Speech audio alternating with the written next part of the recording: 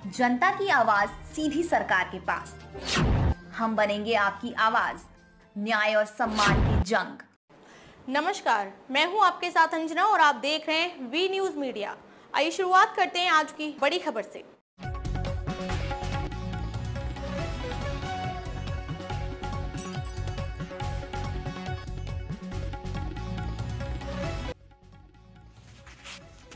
खामगावचे Devidas Sharma Vishwakarma Indian excellence award 2025 आणि राष्ट्रीय महाराष्ट्र राज्यभूषण पुरस्काराने सन्मानित। विश्वकर्मा समाजासाठी अभिमानाची बाब। खामगाव येथील सतीफैल परिसरातील श्री सद्गुरू एकनाथ महाराज भजन मंडळाचे संस्थापक अध्यक्ष देविदास उर्फ मुन्ना भैया शर्मा गेल्या 25 वर्षापासून निस्वार्थ भावनेने धार्मिक आणि सामाजिक उपक्रम राबवत आहेत।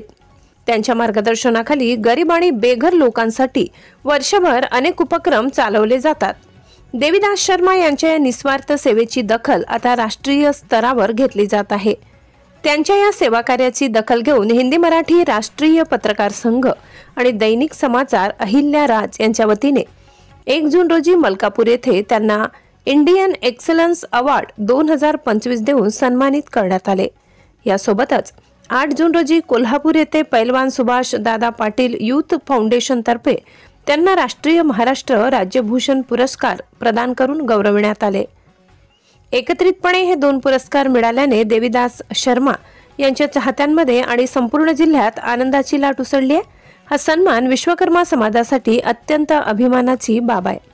विविध समाज संघटना, संस्था मंडळे आणि धार्मिक स्थळांवर देविदास शर्मा यांचा सत्कार करण्यात येत आहे।